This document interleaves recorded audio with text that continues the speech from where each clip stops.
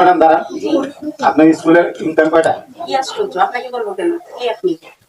আমি কে পরে অবশ্যই জানতে পারবেন, তবে অতটুকু বলেন যে আপনার স্কুলের ইনকাম কয়টা? আমি তো সেটাই বলছি, আমি আপনাকে চিনি না, জানি না। আমার স্কুলের বিষয় আপনাকে কৈফিয়ত দিতে যাবো কেন? কে আপনি? উনি তো এই স্কুলের টিচারই, তাই না? হ্যাঁ, আমি এই স্কুলের টিচার। তো কি হয়েছে? এই জন্যই আমি আপনাকে বলছি আপনার স্কুলের ইনকাম কয়টা। বাচ্চা, আপনি নিজের পোশাক আশাকের দিকে কখনো তাকিয়ে দেখেছেন? একজন সহকারী শিক্ষকের কাছে কৈফিয়ত যাচ্ছেন, কে আপনি শুনি? আসসালামু আলাইকুম। ওয়ালাইকুম আসসালাম। কি ব্যাপার ম্যাডাম, কখনো ভিতরে যান নাই? আরে আমি তো ভিতরে যাচ্ছিলাম, কোথায় থেকে কামলাটা এসে আমাকে জিজ্ঞাসা করছে স্কুলের ইনকাম কয়টায়। আরে ম্যাডাম, আপনি কাকে কি বলছেন? আপনি কি ধারণা আছে? আচ্ছা, ওনার সম্পর্কে আমার ধারণা করতে হবে। ওনার পোশাক আশাকের তো পরিচয় দিচ্ছে। সর, আমি যাবো। নো, আপনাকে একটা প্রশ্ন করেছিলাম, মনে আছে? আমার প্রশ্নের উত্তর না দেওয়া পর্যন্ত আপনি ভিতরে যাইতে পারবেন না। ও আচ্ছা, আপনাকে প্রশ্নের উত্তর দিয়ে বুঝি আমাকে স্কুলে প্রবেশ করতে হবে? ও ম্যাডাম, আপনি ওনার পরিচয় জানলে আপনার কপালে চোখ উঠে যাবে।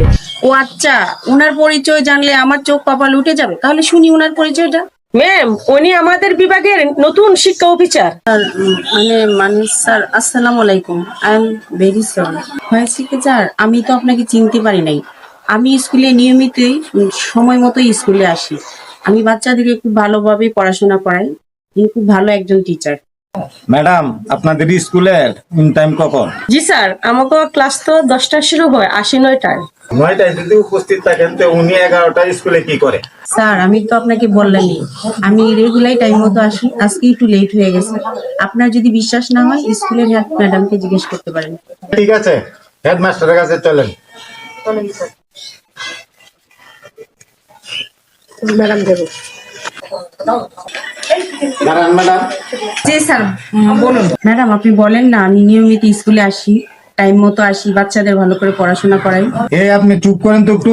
ম্যাডাম, উনি কোন সাবজেক্ট পড়া আর উনি কোন সাবজেক্ট পড়া? স্যার, উনি হচ্ছে ইংলিশের টিচার আর উনি হচ্ছে গণিতের টিচার। ম্যাম, উনি ইংলিশ কেমন পড়া? স্যার, উনি তো নিয়মিত ভাবে আপনার ক্লাস করায় না, বাচ্চাদের সময় দেয় না।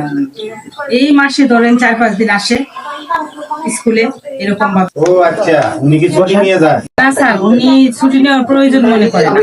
নিজের ইচ্ছাতে আসে স্কুলে, নিজের ইচ্ছাতে যায়। আর এই যে গণিত টিচার যে, উনি ভালো পড়ায়। সরি স্যার, আমার ভুল হয়ে গেছে, এবারের মতো মাফ করে দেন। আমি আমার ভুলটা বুঝতে পারছি, আর এরকম করবো না। আমি এখন নিয়মিত স্কুলে আসবো, স্টুডেন্টদের ভালো করে পড়াশোনা করাবো। ম্যাম, ছাত্ররা যখন অন্যায় করে পানিশমেন্ট তো অবশ্যই দেয়।